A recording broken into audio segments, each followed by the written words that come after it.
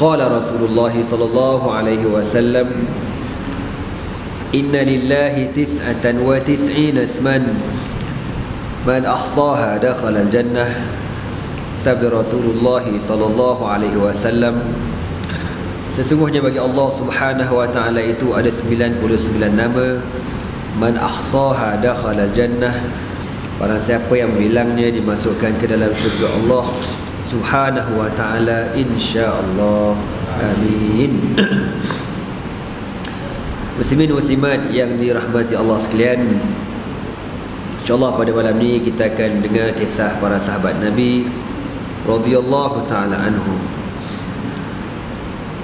Sahabat Nabi yang kita nak dengar ceritanya pada malam ni bernama Sayyiduna Zaid bin Thabit radhiyallahu taala anhu. Dalam sirah perjuangan Nabi ni ada dua orang bernama Zaid yang terkenal. Pertama Zaid bin Harithah, yang kedua Zaid bin Thabit. Zaid bin Harithah orang Mekah, Zaid bin Thabit orang Al-Madinatul Munawwarah. Dan Zaid bin Harithah satu-satunya sahabat Nabi yang Allah sebut namanya dalam Al-Quran. Nama Abu Bakar tak ada, nama Umar tak ada, nama Uthman tak ada, nama Ali pun tak ada. Yang ada hanya nama Zaid bin Harithah. Allah sebut, falamma qada Zaidun minha wataran zawajnakaha.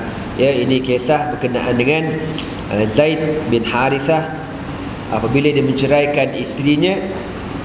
Kalau tak salah nama Zainab, kemudian Nabi berkahwin dengan Zainab radhiyallahu taala anhum ajma'in.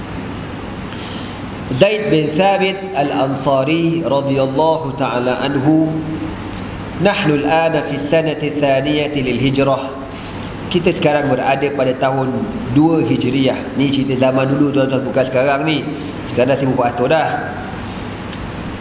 Wa madinatu Rasulillah sallallahu alaihi wasallam yamuju ba'daha yawma idzin fi ba'd isti'dadan li Badrin. Dan keadaan bandar Madinah Rasulullah sallallahu alaihi wasallam agak sibuk sebab para sahabat sedang bersiap sedia persiapan terakhir untuk ke medan Badar. Wa Nabi sallallahu alaihi wasallam yulqi an-nazarat al-akhirah ala awwal jaysh yataharraku tahta qiyadatihi lil jihad.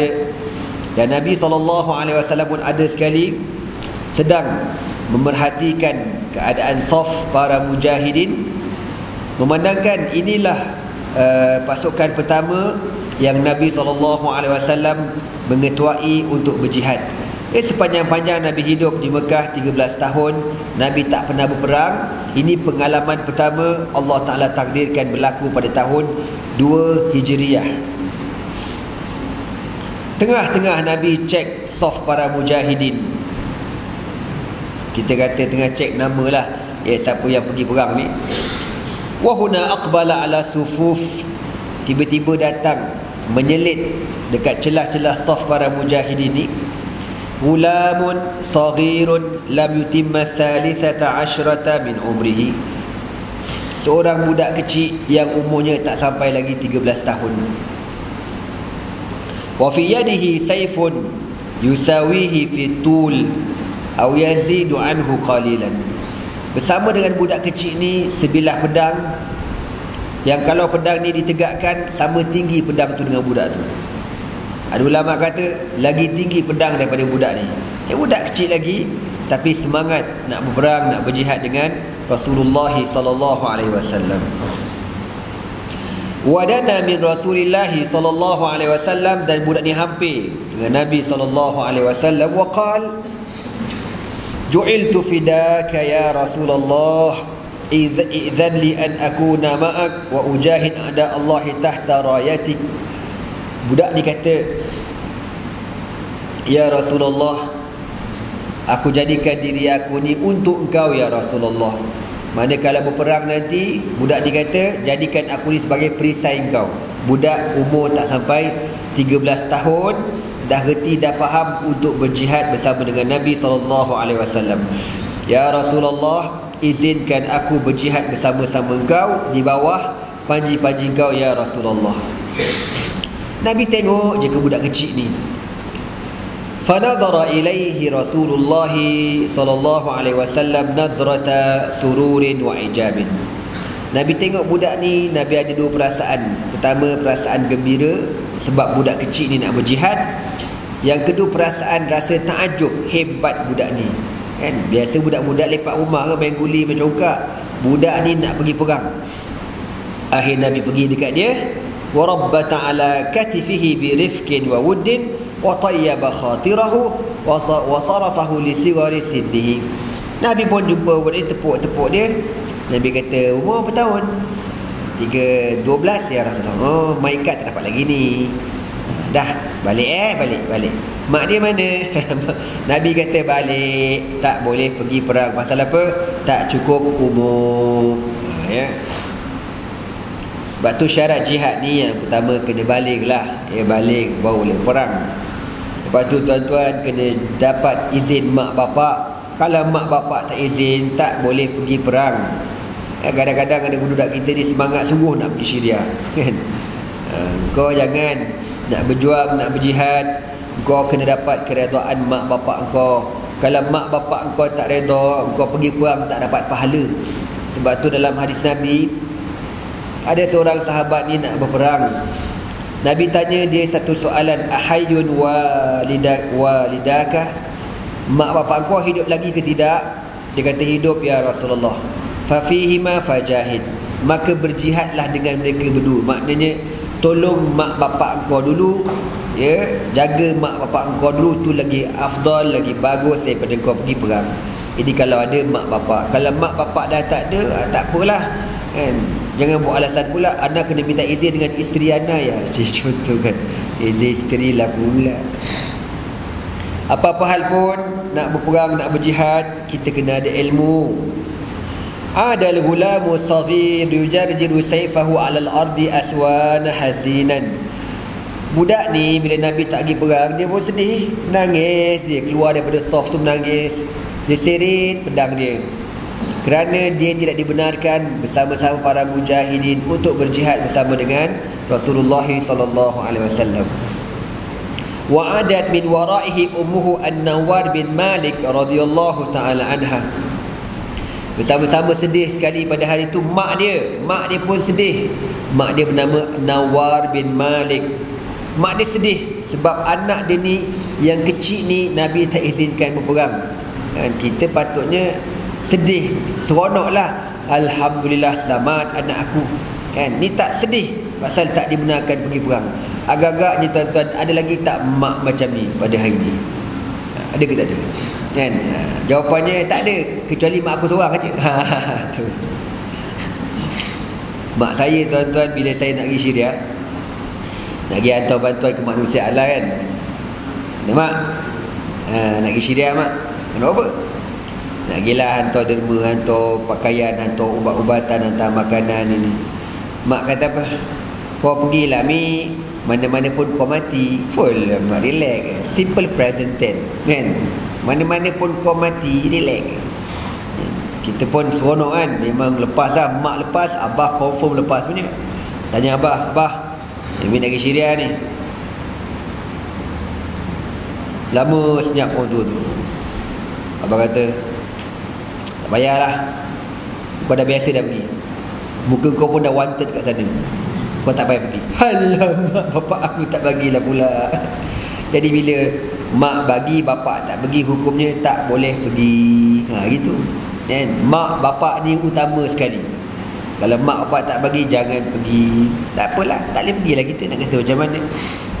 Walaupun hati tu menggelondak, melompat, oh jangan katalah. Pasal Syria ni tempat aku belajar, jadi dia punya perasaan tu lain kan. Tempat belajar satu, yang keduanya Nabi sebut tu, Nabi sebut sokmo Syam, kubur macam-macam lah, payah aku nak cerita tuan-tuan. Orang tak duduk sana tak tahu. Jadi mak dia pun sedih pasal anak dia tak ada peluang pergi berjihad. Faqad kana tatamanna an taqta'ila 'ainaha bi ru'yati ghulamiha wa huwa yamdi ma'a rijal mujahidan tahta rayati Rasulillah sallallahu alaihi wasallam. mak ni nak sangat tengok anak ni berjihad bersama dengan Nabi. Nak sangat. Walaupun anak kecil lagi, tak ada maikit jada, biarlah dia pergi. Tapi Nabi tak bagi budak lagi ni. Budak nak pedang pun tak larat nak bawa lagi kan.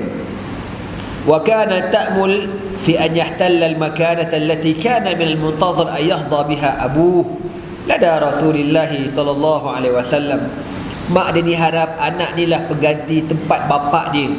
Sepatutnya bapak dia pergi perang bersama dengan Nabi, tapi tadi Allah Ta'ala bapak dia dah meninggal lebih awal, maka hantarlah anak yang kecil ni nak juga ada wakil berjihad bersama dengan Rasulullah sallallahu alaihi wasallam. Nabi tak bagi. Lakin al-ghulam al-ansari hina wajad annahu akhfaqa fi an yahdha bi taqarrubi ila Rasulillah sallallahu alaihi wasallam. Budak kecil ni, bila dia tengok dia tak ada harapan untuk rapatkan diri dengan Nabi untuk berperang, dia pun mula fikir macam mana cara aku nak rapat juga dengan Nabi. Apa cara sekalipun tak kisahlah, janji aku nak rapat juga dengan Nabi. Lalu dia pun cakap dekat mak dia, mak, satu cara yang mana cara ni tak perlukan kepada maikit cukup umur balik tak balik, yang ni confirm boleh rapat dengan Nabi. Mak dia kata, apa caranya? Saya bermula pada hari ini, saya nak menghafal Al-Quran. Kalau saya menghafal Quran, kalau Nabi dengar, mesti Nabi seronok. Pandai kau nak, kan? Mak dia pun seronoklah anak ni mula fikir benda macam tu. Ada biasa budak-budak biasa macam ni, jenis budak baik. Daripada kecil, baik je budak ni. Suka. Untung. Kalau kita dapat anak-anak macam ni senang. Kerja kita pun kurang, kan? Kena pula bapak memang dah pemalas dah. Dan dapat pula anak baik, wah, untung sangatlah kau. Jadi budak ni kata macam tu, maka mak dia pun cari para sahabat Nabi untuk mengajarkan Al-Quran pada anak dia. Famadha bihi ila rijalin min qaumihim. Lalu dibawanya Zaid bin Thabit dan mula belajar Al-Quran dengan beberapa orang para sahabat. Belajar, menghafal semua-semua tu, sehinggalah Nabi pulang daripada perang Badar. Bila Nabi SAW balik pada perang Badar, para sahabat bawa Zaid bin Thabit bertemu dengan Rasulullah SAW. Apa kata para sahabat? Ya Nabi Allah, hadza bununa Zaid bin Thabit yahfaz 17 min suratin min kitabillahi yatluha sahihatan kama unzilat ala qalbi. Ya Rasulullah, ini anak kami Zaid bin Thabit. Budak kecil ni ya Rasulullah, bagus. Dia diam tak diam dah menghafal 17 surah dah ya Rasulullah. Masa ni Nabi baru 2 tahun di Madinah. Banyak lagi ayat-ayat surah-surah yang Allah belum turunkan lagi. Di Mekah dah turun dah 13 tahun surah-surah ayat-ayat dekat Mekah. Kebanyakan yang kita sedia maklum, surah ayat yang diturun dekat Mekah semua pendek-pendek belaka. Antara cara kita nak kenal surah tu Makiyah ke Madaniyah ke, caranya tengok bentuk surah tu. Kalau surah tu pendek-pendek, Makiyah tu dipanggil. Macam surah Inna a'tainakal kautsar fasalli li rabbika wanhar inna syani'aka huwal abtar. Pendek je. Amma yatasaalun, ayat pertama pendek. Anin naba'il azim, ayat kedua. Allazi hum fihi mukhtalifun, ayat ketiga. Kalla saya'lamun, ayat keempat. Pendek aje. Tu surah Makkiyah tu dipanggil. Kalau surah diturunkan di Madinah, panjang, ya. Suratun anzalnaha wa faradnaha. Panjanglah surah-surah Madaniyah ni, ayatnya panjang-panjang. Jadi Zaid bin Thabit dalam umur tak sampai 13 tahun ni dah menghafal 17 surah. Dia pun dibawa bertemu dengan Nabi SAW. Sahabat kata, ya Rasulullah, budak ni pandai, budak ni cerdik, kau dengarlah bacaannya. Nabi kata, baca. Baca, nak dengar. Dia pun baca. Sami'a Rasulullah SAW min Zaid bin Thabit ba'dan mimma yahfaz. Nabi dengar sebahagian surah yang dihafal. فإذا هو مشرك الأداء مبين النطق تتلألأ كلمات القرآن على شفتيه Bila Nabi dengar bacaan dia ni, Nabi kata, Masya Allah, sedapnya bacaan budak ni. Sedap tu maknanya apa tuan-tuan? Bukan bacaan berlagu, makhrajnya betul, sebutan hurufnya tepat, dia tak bunyi Jawa, dia taklah baca syiratal laji, kan? Tak macam tu. Kita ni tuan-tuan, kita ni punya lidah, ya, Allah Ta'ala takdirkan lidah orang Melayu ni, insya-Allah dia boleh sebut belaka. Huruf benda dia boleh sebut belaka. Orang Arab banyak huruf dia tak boleh sebut. Contoh macam P, parking. Cuba korang suruh orang Arab sebut parking, dia kata barking, dia akan jadi B juga, kan? Kita kata apa lagi? Pistol lah. Pistol, dia akan jadi pistol macam tu, kan? Perak, berak. Ambil kau. Serius, betul aku cakap. Dia kata macam mana? Tak boleh sebut. Jarang lah, bukan tak ada, jarang sangat Arab boleh sebut P. Kalau lagi kalau kau suruh dia sebut ca, mampu tak sebut ca. Tak boleh sebut, kan? Kau suruh sebut dia nga, meninggal terus tuan-tuan. Nga langsung. Nga ni huruf benda kita pun tak tahu, kan? Kita boleh ca, nga, ngo, nge, boleh belaka kita. Lidah Melayu ni alhamdulillah Allah cipta boleh sebut belaka, kan? Hatta kalau kita dengar bahasa Rusia pun kita boleh tiru juga. Rusia kau cakap lagi teruk. Aku dulu berkawan dengan budak Rusia, ya Allah, dia cakap tu tuan-tuan macam tercekik tulang kau tahu. Macam tu. Apakah benda aku pun tak tahu. Kalau Perancis gitulah. Mana kata dia banyak ro kan, bon zbronjro. Lidah kita ni boleh sebut. Kita ni lebih kurang macam burung benda yang boleh sebut lagu tu. Kan? Macam lidah burung lah, senang cerita boleh sebut. Tapi malas nak belajar Melayu ni. Malas. Cuba belajar rajin-rajin, boleh je sebutnya. Kan?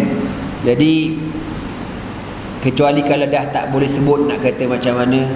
Tadi aku dengar ada kawan, dia balik pada China, dia rakam imam dekat China baca Fatihah. Apa? Kita dengar bacaan tu tuan-tuan, memang confirm kalau kita jadi makmum wajibul guna, tak sah sembahyang kita. Memang tak sah. Dia sah. Dia dan makmum-makmum yang seangkatan dengannya sah sembahyang. Tapi kita tak sah. Contohlah, aku pun tak ingat sangat dia baca macam mana. Alhamdulillahi Rabbil Alamin Rahmanir Rahim. Macam itulah, macam opera Cina kau tu tak dia baca.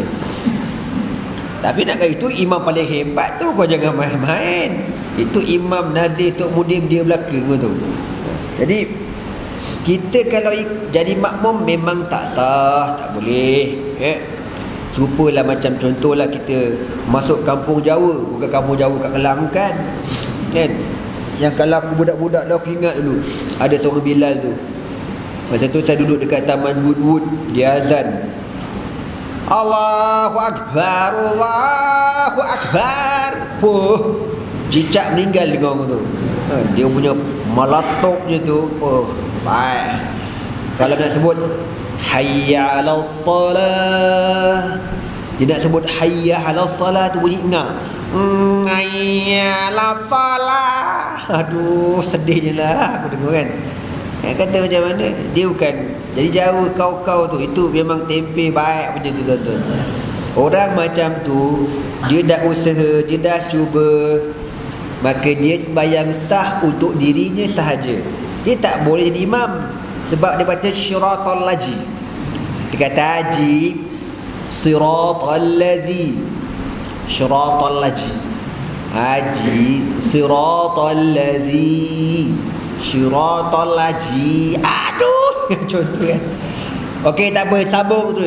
Siratal ladzina an'amta 'alaihim. Lagi lah payah.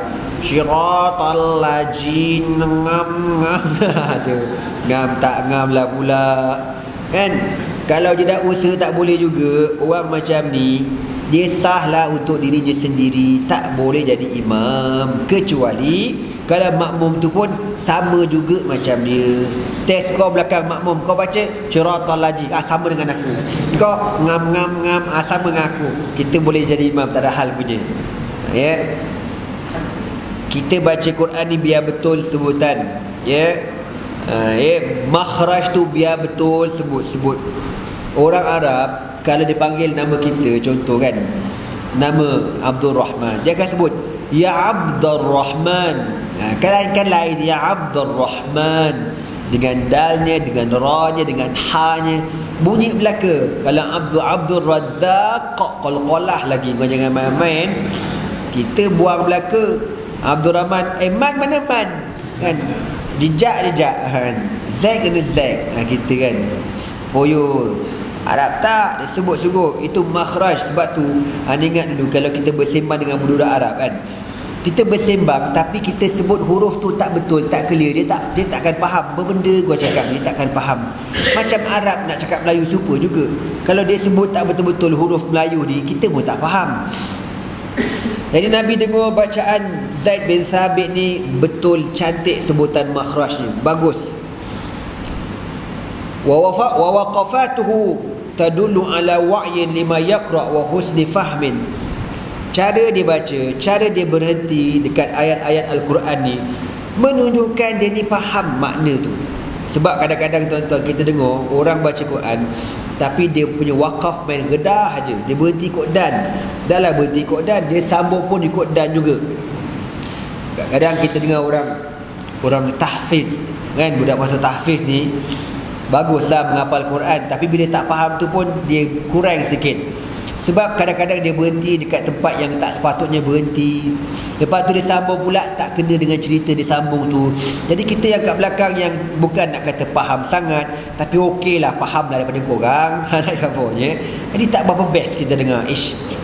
Kan? Kadang-kadang wakaf tu haram kita berhenti. Ada contoh macam dalam Quran kan, fawailul lil musallin allazina hum an salatihim sahun. Berhenti kat situ. Kadang dia berhenti fawailul lil musallin, haram kau tu berhenti kat situ. Sebab apa makna dia? Maka celakalah orang-orang yang sembahyang. Tu makna dia. Habis tu aku sembahyang ni, celakalah aku, kan? Tak boleh. Sebab tu dia kena sambung, fawailul lil musallin allazina hum an salatihim sahun. Celakalah orang yang sembahyang yang lalai dalam sembahyangnya. Itu baru betul. Jadi bila kita faham, kita nak wakaf pun sedap, nak sambung cerita pun sedap didengar. Fasurra bihi Rasulullah sallallahu alaihi wasallam. Maka Nabi seronok bila tengok Zaid ni pandai, bijak, menghafal betul sebutannya. Lepas tu sahabat kata, ya Rasulullah, budak ni pandai menulis. Nabi kata, cuba tulis tengok. Pandai menulis. Oh, Nabi pun kata ke dia, ya Zaid, ta'allam kitabatal yahud fa inni la amanuhum ala ma aqul. Wahai Zaid, belajar bahasa Yahudi, Ibriyah. Baca pula, belajar, ya, faham. Sebab Nabi kata, aku tak percaya dengan Yahudi. Yahudi ni sekarang kalau jumpa aku cakap lain, dia tulis lain, ya, aku cakap lain, dia buat lain. Jadi kau belajar supaya menjadi orang dia apa, juru bahasa Nabi SAW. Bahasa Yahudi dia panggil bahasa Ibriyah, ya, yang ditulis kitab Injil sekarang ni dalam bahasa Ibriyah. Dia pun belajar. Tadi Allah Ta'ala 6 bulan sahaja dia menguasai bahasa Yahudi. Memang cerdik Zaid bin Thabit radhiyallahu ta'ala anhu. Cerita pasal bahasa ni tuan-tuan, Nabi sebut dalam hadis, man arafa lughata qaumin amina min makrihim. Nabi kata, siapa yang faham bahasa bangsa lain, dia akan terselamat daripada tipu daya mereka. Kalau kita faham bahasa orang lain kan, kita boleh tahu orang tu kelentong kita ke, dia kutuk kita ke. Anda pernah baca dekat mana Mastika pun, ada seorang driver taksi ni, dia cerita pengalaman dia. Dia ni kebetulan faham bahasa Tamil lah, bahasa Hindu. Ada 2 orang India naik kereta dia, naik taksi lah. Okey, nak ke mana? Dia sebutlah nak pergi tempat sekian-sekian ni. Dia bawa lah taksi tu. Tengah bawa taksi, dengar dua orang hamba Allah India ni sembang kat belakang. Dia kata apa tau? Dia sembang dalam bahasa yang mana kita ada begini warna-warna. Dia sembang tu, yang driver taksi ni Melayu lah. Dia faham, dia belajar, dia berkawan dengan orang India kan. Rupa-rupanya mamat belakang tu rancang nak rompak dia kata. Alamak. Dari porang ke wari pe jari. Jadi hamba dah susah hati aduh. Kan? Apa cerita ni? Jadi mamat kat belakang dah rancang nak rompak dia, nak bunuh dia lagi. Kau tahu? Oh, dia buat taksi ni punya pucat tuan-tuan. Jangan cakap dia kata aku pun bawa dengan tawakal pada Allah sampailah dia berhenti betul-betul depan balai polis. Dia berhenti depan balai polis. Dia tu terperanjat dah kan. Lari kat situ juga tuan-tuan. Ni penting kita faham bahasa orang luar kan. Tak payah bahasa India lah, bahasa Jawa pun kita tak faham. Ni ada jemaah-jemaah Jawa ni, dia tak, kita sembang dia, kita tak tahu dia ngutuk kita. Haji tu di goblok ni, dia kan. Kita macam tu kan. Kau tak tahu haji tu ngutuk kau ngorok ngompol ngenceret. Dia kata gitu kan. Aku pun bukan faham sangat Jawa ni kan. Kena pula Banjar pun sama 2 kali mengutuk juga. Kita tak faham bahasa dia. Cerita pasal bahasa ni lagi tuan-tuan. Ana ni dulu masa belajar kat Syria, kita ni kan, kita tak pandai bahasa Arab. Cuma kita masa kat Malaysia, kita belajar grammar je lah, belajar nahu. Jadi bila masuk kat kelas ni, semua Arab belaka, 2 orang je Melayu, aku dengan kawan aku. Aku tengok kau, kau tengok aku, aku tengok kau, kau tengok aku. Haram sepatah tak faham budak-budak cakap apa benda lah budak-budak ni kan. Yang kita belajar dekat Malaysia dulu, bahasa Arab, ialah bahasa Arab aku kan. Ana, anta, anti, antum gitu kan. Ila aina tadhhab, awak nak ke mana? Kena budak-budak kecil cakap when right. Benda tu kan. When right, nak ke mana? When right, yang aku belajar aina tadhhab. Kan lain tu. Lepas tu kita tanya, kita belajar bahasa kat Malaysia, nama awak siapa? Ma ismuka kan. Ma ismuka. Kalau kita sambung mas muka, kena jumpa budak kecil, dia kata apa? Shuismak. Benda ni Shuismak, dia kata. Shuismak tu mas muka lah, nama kau apa? Lain pula kata. Kita belajar masa kat Malaysia, apa khabar? Kaifa haluka? Kaifa halukum? Apa khabar? Kena kat sana jumpa budak-budak, kita tanya kaifa halukum, dia kata, dia tanya kita Eshlona. Eshlona tu mana apa khabar? Kan lari jauh tu. Ini bahasa pasar ya. Jadi kita pun nak cakap pening, dah senyap je lah dalam kelas. Sekali tu ustaz masuk, syekh kata, ya syabab, ghadan indana wazifi. Syekh kata gitu.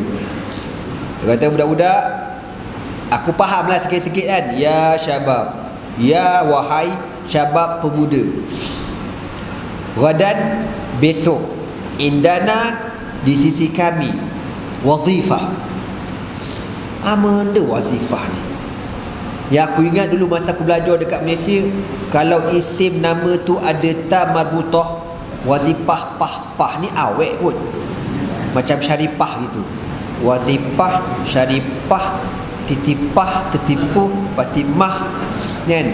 Aku kata lantak lah kan. Tanta wazifah tu mungkin besok ada awet datang kat sekolah kot. Kita pun tak layan. Besoknya syekh masuk, dia kata, ya Allah ya syabab, iftahu wazifi. Alhamdulillah. When wazifah, dia kata. Budak-budak pun buka beg, keluarkan buku benda pula pun cakap. Aku tanya apa benda wazifah? Rupa-rupanya wazifah tu maknanya homework. Kau tahu tak, kerja rumah maknanya. Lah kerja rumah rupanya. Tak pasal kena karate hari tu, pasal tak buat homework kan. Jadi banyak benda kita tak tahu. Jadi saya ni tuan-tuan, seingat-ingat saya lah ya, kita nak boleh cakap Arab sikit-sikit tu dekat 3 tahun tuan-tuan. Kita pun fikir macam mana aku nak boleh cakap Arab. Jadi budak-budak ni, orang-orang lain lah, budak student biasa ni, nak boleh cakap Arab, beli kitab Arab, kitab canggih-canggih. Biasalah, kita bila duduk kat sana, kita akan gila tengok kitab. Kitab pula lawa-lawa, beli saja tak baca pun, buat action. Al-fiqhul islami wa adillatuhu. Alamak, basah berjilid. Sekali beli memang riak gila lah, kan, basah gitu. Taubat haram tak baca, tebal gila, kan. Jadi diorang beli kitab tu, beli kitab ni. Aku ni tuan-tuan beli buku kartun ni. Aku beli komik McDonald pula, Donald Duck, Mickey Mouse, benda tu, White Snow. Komik-komik je saya beli. Jadi budak kata, apa hal mamak ni beli komik? Letak aku nak. Sebab bahasa kartun ni dia pakai bahasa standard. Donald Duck tu dia cakap bahasa standard. Contohlah dalam komik tu kan, Donald Duck cakap dengan kawan dia, ila aina anta tazhab ya batta. Dia kata, ke mana kau nak pergi wahai itik? Kan, contoh. Itik tu menjawab, ana zahibun ila nahri li aghtasila. Aku nak pergi ke sungai nak mandi. Dia jawab, alhamdulillah. Ulama. Donald Duck cakap alhamdulillah, tuan-tuan. Jadi kita pun baca. Ana ingat satu buku ana beli, buku kartun. Taklah kartun dia cerita-cerita duluan. Untuk kita nak faham bahasa Arab, buku tajuk dia kisah antara dua kisah antara apa benda tu? Dua gunung, apa kisah-kisah dongeng Perancis lah. Dia terjemah kod bahasa Arab. Belilah buku tu, buka kamus nak boleh ke bahasa Arab. Tak boleh juga kan, tapi sikit-sikit dapatlah. Tapi antara yang paling bagi kesan sekali dengan sebab tengok cerita kartun, tuan-tuan. Dekat Syria ni, dia tiap-tiap pukul 3 petang ada kartun. Start pukul 3 petang sampai dekat maghrib, kartun sesaja. Yang bagusnya kartun dekat Syria ni, dia punya kartun semua cakap bahasa baku, bahasa fusha, bahasa grammar. Dia tak cakap bahasa pasar ni, tuan-tuan. Korang faham ke tidak cerita aku ni? Aku cakap Melayu tau, aku bukan cakap Arab ni.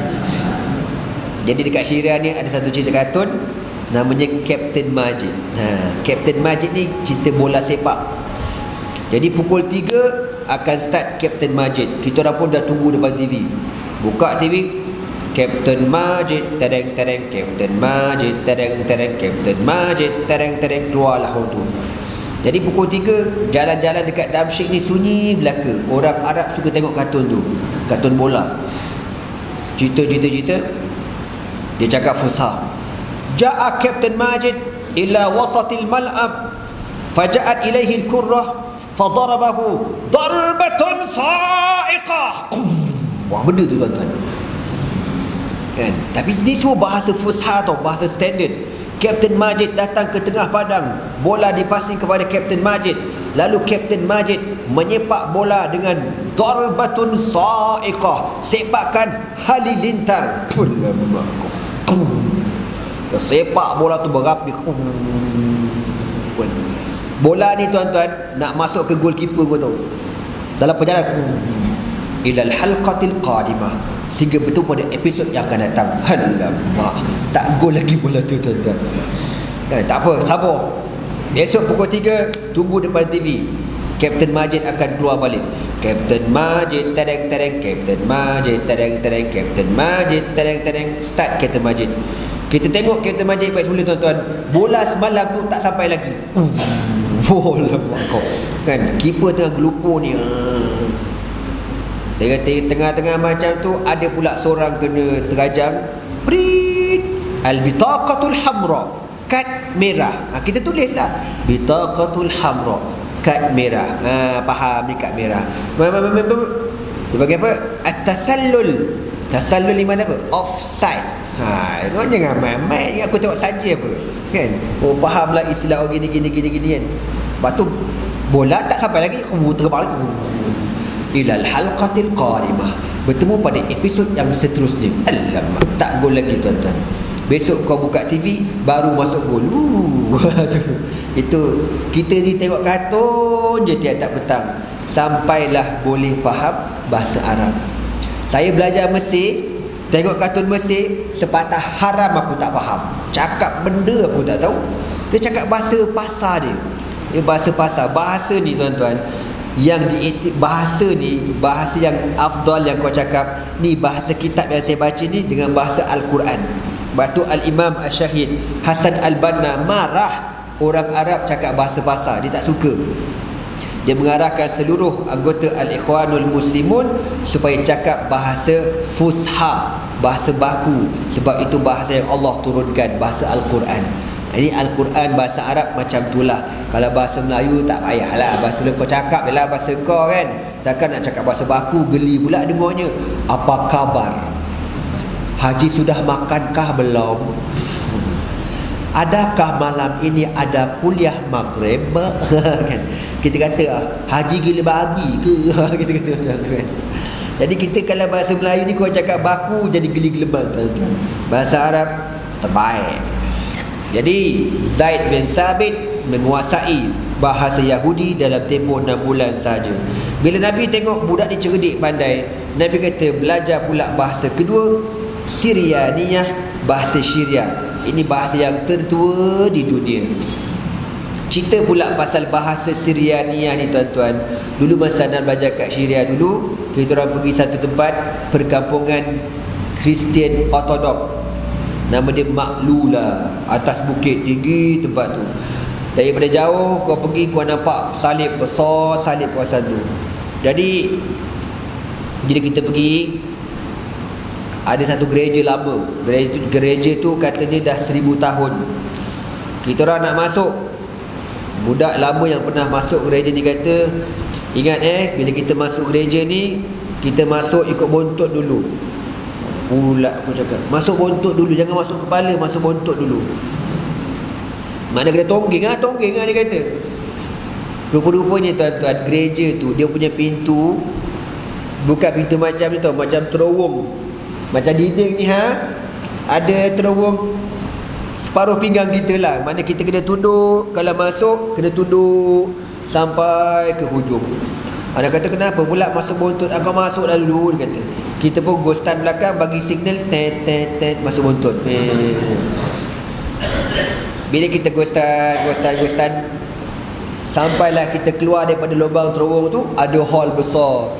Rupa-rupanya tuan-tuan, berdepan dengan terowong ni, contohlah kita keluar kat terowong ni kan, dekat sini ada salib besar punya salib. Maknanya kalau kau masuk dalam keadaan rukuk, awal-awal lagi kau dah rukuk dekat salib tu, kau akan rukuk ke salib tu. Jadi kawan dia kata kita bontotkan salib tu. Bila kita semua keluar masuk pakai bontot belaka, sekali tok siak dia ada lah pula, tok siak gereja. Dia tengok semacam kurang hajar wujud Malaysia ni. Okeylah. Lepas tu jumpa dia punya bishop, tok imam dia, padri dalam tu. Dia tengah sembahyang lah. Apa benda aku tak faham. Aku tengok je kan. Masuk gereja ni boleh tuan-tuan, makruh hukumnya, tu je tak haram. Jangan kau sembahyang dah tu haram lah hukumnya. Kita tengok tu pasal dia gereja tertua di dunia. Habis dia sembahyang, anak pun tanya dia, kau pandai tak bahasa Syrianiyah, bahasa yang tertua di dunia? Faham, pandai. Kata cuba kau sebut. Dia pun sebutlah, anak lupa dah, lama dah ni tuan-tuan. Ni cerita tahun 1994 gitulah. Dia pun sebutlah bahasa Syria ni tu. Aku pun tak ingat kan. Dia sebut. Lepas tu kita orang pun ikutlah dia cakap tu. Nak konon-konon macam orang nak tiru-tiru bahasa lah kan. Dia pun sebut. Dia sebut, kita pun sebut juga. 2-3 kali aku ulangnya. Kawan pun ulang juga. Lepas tu kawan tanya, kau ni duk ulang-ulang, kau tanya makna apa tu? Makna tu lupalah tanya makna apa. Kita tanya dekat gereja, padri. Padri kata apa? Maknanya Isa anak Allah. Celaka sungguh dia rupa-rupanya. Dia perkenakan kita tuan-tuan. Ya, sempat lagi dia perkenakan kita orang. Ni set apa ni, Kristian Ortodok. Kawasan tu dia punya orang perempuan semua pakai tudung Melaka. Bukan ustazah, bukan ahli kitab. Tudung, warak, tak tengok orang lelaki lari nyorok dekat celah gua. Tu ada lagi ahli kitab. Jadi Syrianiyah ni antara bahasa yang tertua. Lalu Zaid bin Sabit radhiyallahu taala anhu menguasai dua bahasa, bahasa Yahudi dan bahasa Syriani. Okey tuan-tuan, dia dilantik sebagai mutarjim penterjemah Nabi SAW. Kalau ada orang luar datang, ya, bercakap bahasa Ibriyah, bercakap bahasa Syrianiyah, maka Zaid bin Thabit merupakan juru bahasa Nabi SAW. Kemudian apabila Allah turunkan wahyu, Nabi SAW akan panggil Zaid bin Thabit untuk Zaid ini menyalin Al-Quran. Salin, jadi dia ni dapat first hand daripada Nabi SAW. Salin, tulis apa yang Nabi sebut. Fakana ra'sa man jama'u kitab Allah fi ahdi Siddiq wa tali'atan man wahadu masahifahu fi zaman Uthman. Maka dikira sebagai Zaid bin Thabit ini orang yang terlibat secara langsung dalam proses pengumpulan Al-Quran di zaman Abu Bakar As-Siddiq radhiyallahu ta'ala anhu. Jadi kita sedia maklum, bila zaman Abu Bakar berlaku khilaf, bila berlaku ramai para sahabat dibunuh dalam peperangan Ma'rakah, peperangan apa tu nama? Kan Qadisiyah. Peperangan menentang Musailimatul Kazzab tu, dan berperang ramai sahabat Nabi yang menghafal Quran syahid. Maka Sayyidina Abu Bakar kata, Omar yang cakap dekat Sayyidina Abu Bakar, wahai Abu Bakar, kita kena himpunkan Al-Quran ni. Kalau kita tak himpunkan Quran, aku bimbang Quran akan hilang.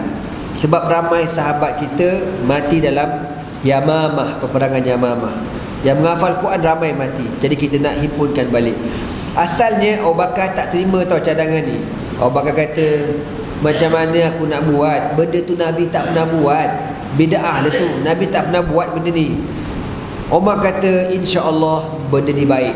Lama-lama dipikir, dia pun terima pendapat Umar. Timbul masalah, siapa yang nak tulis? Siapa yang nak menyalin? Siapa dia? Umar kata, siapa lagi? Zaid lah. Panggil Zaid. Kata ke Zaid, Zaid, kami nak amanahkan kau buat satu kerja, salin balik Al-Quran, buat satu buku. Zaid kata apa? Kalau korang bagi aku kerja mengangkat bukit ataupun mengangkat gunung, lebih ringan bagi aku daripada menyalin Al-Quran semula. Takut sangat dia. Sebab nak menyalin Quran ni bukan main-main, tuan-tuan. Kalau silap satu huruf, silap satu kalimah, kan berdosa kan. Jadi dia takut, dia tak nak. Sahabat pujuk, sampailah Allah Ta'ala buka pintu hati Zaid bin Thabit. Akhirnya dialah yang menjadi, kita panggil apa, ketua pengawasan Al-Quran di Madinah ketika itu. Jadi Quran semua dikumpulkan, yang pernah orang dengar daripada Nabi dikumpulkan dan disusun balik sebagaimana yang Nabi SAW ajar. Sampailah sekarang Quran dihimpunkan atas, orang kata apa, kerja ataupun jasa Zaid bin Thabit Al-Ansari radhiyallahu ta'ala anhu.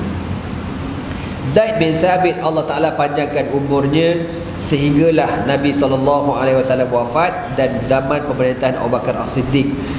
Bila orang khilaf di kalangan para sahabat, siapakah yang paling layak menggantikan Rasulullah SAW? Jadi zaman tu ada para sahabat kata yang layak gantikan Nabi ialah orang-orang Madinah, orang Al-Ansar. Seorang sahabat nama Sayyidina Sa'ad bin Ubadah radhiyallahu ta'ala anhu. Sa'ad bin Ubadah kata, kita lebih layak menggantikan Nabi sebab kita orang Madinah, kita orang Al-Ansar, yang kita ni paling banyak support perjuangan Nabi SAW. Berlaku khilaf. Kemudian datang Sayyidina Abu Bakar As-Siddiq. Sayyidina Abu Bakar baca satu hadis. Nabi pernah sebut, Al-a'immatu bin Quraishin, hendaklah pemimpin itu di kalangan orang-orang Quraisy. Bila berlaku khilaf macam tu, datang Zaid bin Thabit Al-Ansari menyelesaikan masalah. Zaid kata, tuan-tuan semua, cuba tuan-tuan ingat balik ketika Nabi sakit. Siapa yang jadi imam sembahyang ketika Nabi sakit? Semua kata Abu Bakar As-Siddiq radhiyallahu ta'ala anhu. Cuba ingat balik, Nabi pernah sebut satu hadis. Nabi kata, dalam masjid Nabi ni kan, contohlah di masjid, jadi sahabat ni dia buat rumah bercantum dengan Masjid Nabawi. Rumah dia semua bercantum. Jadi pintu rumah tu tembus dengan Masjid Nabawi. Maknanya kau keluar rumah terus masuk masjid, terus masuk masjid. Ketika Nabi di akhir-akhir umur Nabi Nabi keluarkan satu arahan. Nabi kata, bermula pada hari ini, semua rumah-rumah yang bercakap dengan masjid ni, pintu dia tutup belaka. Tak boleh keluar masuk dalam masjid rumah, tak boleh. Biar ada satu pintu je, pintu utama. Ini pintu masjid. Semua pintu yang bercantum dengan masjid tutup, kecuali pintu Abu Bakar As-Siddiq radhiyallahu ta'ala. Abu Bakar seorang aja. Cuba kau fikir, mulia ke tidak Abu Bakar ni, kan? Nabi sebut Abu Bakar banyak Nabi sebut. Apa kata Zaid bin Thabit? Idza radinahu li dinina afala nurdihi li dunyana. Kalau kita redha Abu Bakar ni menjadi ketua bab agama.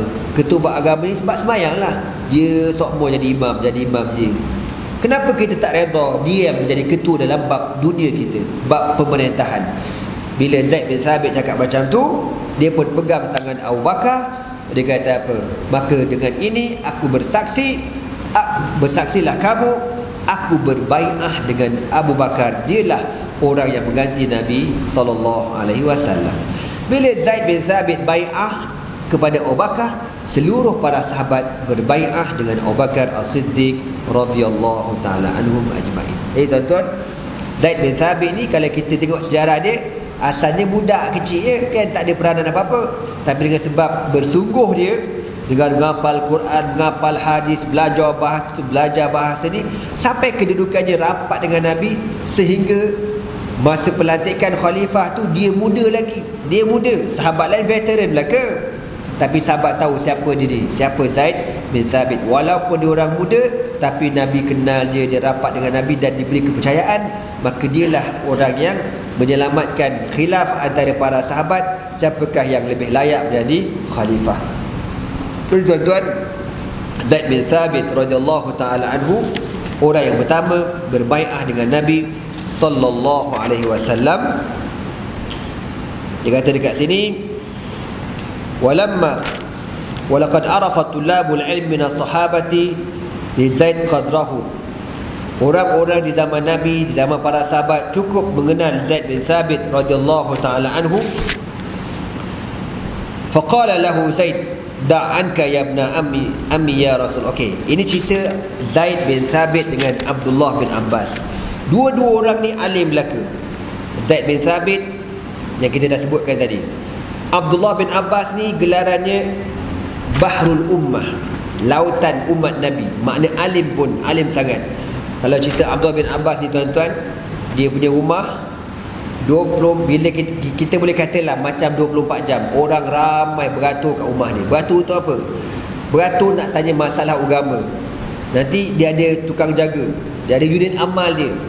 Unit amal kata, siapa nak tanya masalah Al-Quran masuk. Orang ramai masuk sampai penuh rumah Abdullah bin Abbas. Dah jawab. Habis belaka dah habis. Keluar. Ramai lagi kat luar beratur ni. Siapa nak tanya masalah akidah masuk pula orang ramai. Tanya jawab belaka dah habis. Keluar. Siapa nak tanya masalah fiqh masuk.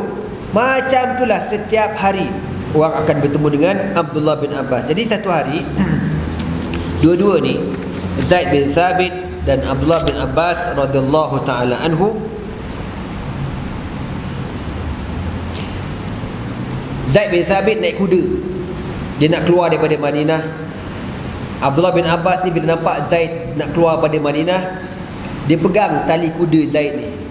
Dia kata, la haula wala quwwata illa billah. Tuan tak payahlah pegang kan. Ini Abdullah bin Abbas ni sepupu Nabi, orang alim. Aku ni budak tak ada benda, tawaduk lagi tu. Apa kata Abdullah bin Abbas? Tak boleh. Beginilah Rasulullah mengajar kepada kami supaya menghormati orang alim. Padahal Abdullah bin Abbas pun alim juga, Zaid bin Thabit pun alim juga. Nak kira umur, Abdullah bin Abbas lagi tua, Zaid bin Thabit lagi muda. Abdullah bin Abbas pegang tali kuda Zaid. Dia kata, tak payah, jangan pegang. Apa kata Abdullah bin Abbas? Tak boleh. Nabi ajar macam ni, hormat kepada orang alim. Tak kira muda ke tua, kau orang alim, aku kena hormat. Ini akhlak tuan-tuan. Kita pada hari ni kadang-kadang benda akhlak ni dah tak ada dah. Ya, orang-orang alim pun kadang-kadang dia orang tak hormat dah. Orang zaman sekarang ni, dia buat orang alim macam member dia je. Dia tak tahu orang alim ni tidur dengan kitab. Kita tidur dengan bini je. Orang alim tidur dengan kitab. Kau jangan main. Kadang-kadang nak projek pun tak sempat, kau tahu tak? Dah baca tidur macam tu kan. Bini pun bengang tengok lelaki, contoh. Jadi bila Zaid bin Thabit, Abdullah bin Abbas pegang tali kuda dia, dia turun pada kuda dia, dia pegang tangan Abdullah bin Abbas, dia pun cium tangan Abdullah bin Abbas. Dia kata begini juga, dia kata Nabi pun suruh kami menghormati keluarga Nabi. Dia pun turun pada kuda, cium tangan Abdullah bin Abbas. Jadi cium tangan orang alim ni dibuat oleh para sahabat, ya. Jangan cium tangan aku lah, aku dosa banyak kan. Tangan orang lain lah, tok guru kita yang lebih berumur kan, boleh. Ni tak, kadang-kadang ada kat gigi bengong ni, tak payahlah cium tangan-tangan ni, bid'ah belaka, angah kau bid'ah. Belajar tak nak. Tengok ni, Zaid bin Thabit alim, cium tangan Abdullah bin Abbas orang alim, saling hormat menghormati. Ini adab yang Nabi SAW ajar, ya.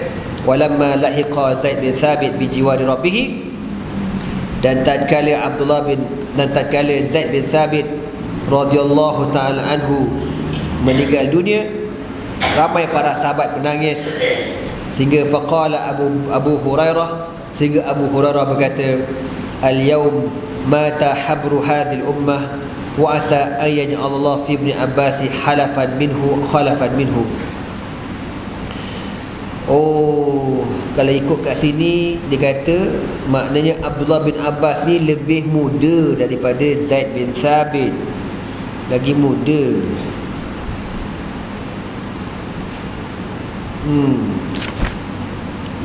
Zaid dengan Abdullah bin Abbas tua Zaid lagi. Jadi bila Zaid bin Thabit meninggal dunia, Abu Hurairah kata pada hari ini telah meninggalnya orang yang amat alim, dan aku harap-harap pengganti dini ialah Abdullah bin Abbas radhiyallahu ta'ala. Betul lah kalau tak salah pandai, ya. Abdullah bin Abbas ni dia lahir sebelum Nabi berhijrah ke Madinah 2 tahun. Mana muda sangatlah, beza umur dia dengan Zaid bin Thabit. Zaid bin Thabit masa tahun kedua hijrah dan umurnya dalam 12 tahun. Maknanya lebih kurang lah, mungkin Abdullah bin Abbas ni muda daripada Zaid bin Thabit 12 tahun ataupun 13 tahun. Jadi bila meninggalnya Zaid bin Thabit, diharapkan orang yang mengganti dia ialah Abdullah bin Abbas radhiyallahu taala anhu, wa asa ayaj'alallah fi ibn Abbasin khalafan minhu. Semoga Allah Ta'ala menjadikan Abdullah bin Abbas pengganti Zaid bin Thabit radhiyallahu ta'ala anhu. Wallahu a'lam bissawab. Inilah kisah orang yang alim, para sahabat Nabi yang alim, Zaid bin Thabit radhiyallahu ta'ala anhu. Dan kita ni tuan-tuan, harap-harap adalah anak-anak kita ni paling tidak ustaz lah seorang. Kena ada kan. Dia bukan nak kata ustaz dia bagus sangat, tapi kurang diingat ke mak bapak tu. Tiap-tiap malam sebelum tidur, kalau kita dah meninggal besok, anak yang ngaji agama ni diingat mak abah dalam kubur tu. Apa dah cerita mak abah aku ni. Sebelum tidur, Fatihah kan, sekah ke Fatihah, doakan mak bapak. Itu penting anak ngaji agama ni. Jangan langsung kita tak ada anak ngaji agama, rugi kita. InsyaAllah panjang umur dan rezeki. Kita jumpa lain kali. Aku qauli hadza wa astaghfirullah li wa lakum. Wassalamualaikum warahmatullahi taala wabarakatuh.